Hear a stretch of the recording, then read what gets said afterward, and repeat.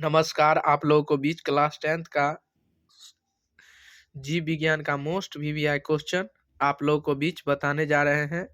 तो शुरू से अंत तक वीडियो देखिएगा मेरे प्यारे दोस्त और भाई और बंधु।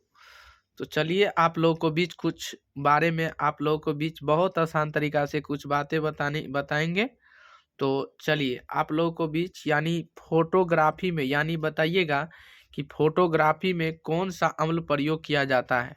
यानी फोटोग्राफी में कौन सा अम्ल यानी कौन सा अम्ल प्रयोग किया जाता है। तो कौन सा अम्ल प्रयोग किया जाता है यानी ऑक्जेलिक अम्ल प्रयोग किया जाता है। ऑक्जेलिक, ठीक है ना। आपके सामने आंसर भी लिखा हुआ है कि फोटोग्राफी में कौन सा अम्ल प्रयोग किया जाता है। तो ऑक्जेलिक अम्ल, कौन सा ऑक्जेलिक अम्ल किया जाता है, ठीक है ना। बताइए अगला नंबर क्वेश्चन है आपका कि तेल दीप की बत्ती में ऊपर उठता है।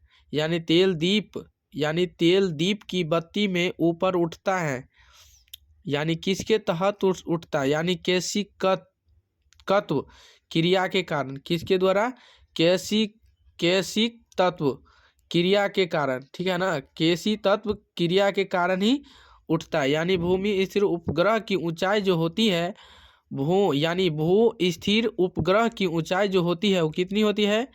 यानी 36,000 किमी। कितना? 36,000 किमी होता है। कितना होता है? 36,000 किमी। 36,000 किमी होता है। कितना होता है? 36,000 किमी। आइए अगला नंबर क्वेश्चन, हीरे का चमकना तथा मृग यानी मरीचिका बनने का कारण है क्या। बताइएगा। हीरे का चमकना, गौर फरमाइएगा, मोस्ट इंपोर्टेंट क्वेश्चन है। यानी हीरे का चमकना तथा मृग मरीचिका बनने का कारण। तो बताइए कि हीरे का चमकना तथा मृग यानी मरीचिका बनने का कारण है किसके द्वारा। यानी पूर्ण आंतरिक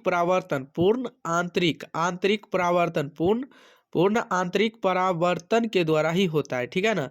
तो सूरज की ऊर्जा का स्रोत है क्या। यानी सूरज की ऊर्जा का स्रोत क्या है, बताइएगा। सूरज की ऊर्जा का स्रोत जो है वो नाभिकीय संलयन है। क्या है? संलयन, ठीक है ना। सूरज की ऊर्जा का स्रोत क्या है? नाभिकीय संलयन है। क्या है? नाभिकीय संलयन है। यानी रॉकेट की गति आधारित है किसके द्वारा? संवेग संरक्षण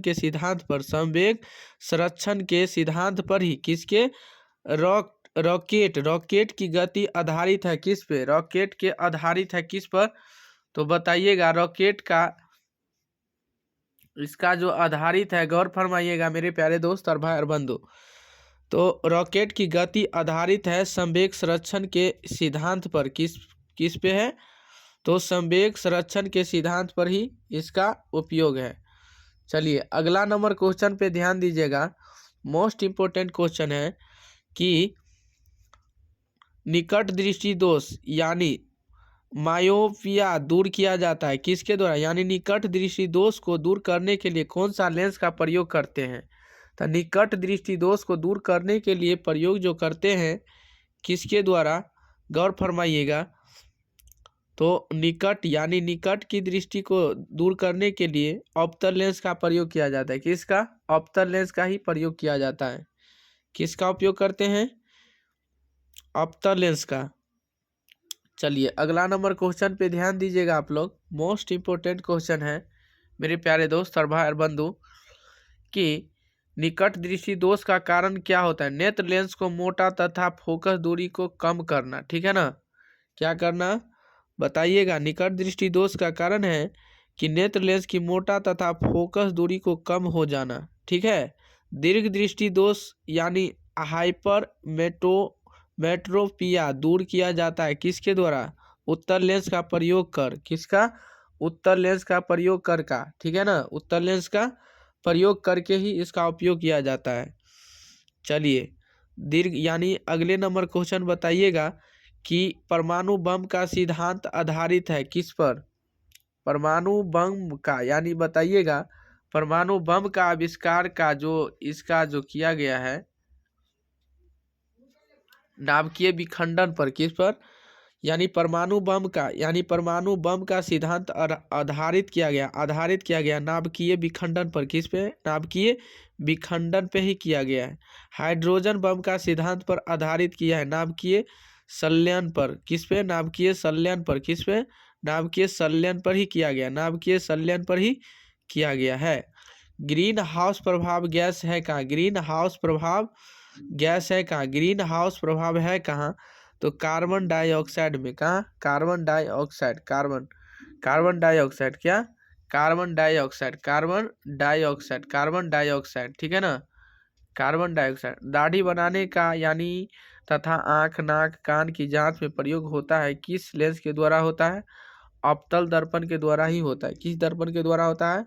अवतल दर्पण के ही द्वारा होता है। मोस्ट इंपोर्टेंट क्वेश्चन है जो कि एग्जाम के लिए मोस्ट वीवीआई क्वेश्चन। तो बताइए नाभिकीय विखंडन में प्रयुक्त होता है किसके द्वारा? बताइएगा, मोस्ट इंपोर्टेंट क्वेश्चन कि यानी नाभिकीय विखंडन में प्रयुक्त होता है किसके द्वारा? न्यूट्रॉन द्वारा। किसके द्वारा? न्यूट्रॉन द्वारा। किसके द्वारा? न्यूट्रॉन द्वारा। किसके द्वारा? न्यूट्रॉन द्वारा होता है। बताइए द्रव अवस्था में पाई जाने वाली धातु कौन सी है? द्रव अवस्था में पाई जाने वाली धातु कौन सी है? बताइएगा, द्रव अवस्था में पाए जाने वाली धातु कौन है? तो बताइएगा, द्रव अवस्था में पाए जाने वाली धातु कौन सा है? Most important question. द्रव अवस्था में धातु, तब पारा क्या हो जाएगा? पारा हो जाती है। क्या? पारा। और ठीक है ना? और अगले नंबर, द्रव के रूप में पाए जाने वाले एकमात्र अधातु कहे तो ब्रोमीन और धातु कहे तो पारा। ठीक है ना? तो मोस्ट इंपोर्टेंट क्वेश्चन। तो आप लोग साथ ही साथ आप लोग सब्सक्राइब कीजिए, लाइक कीजिए, कमेंट कीजिए, शेयर कीजिए। इसके लिए धन्यवाद।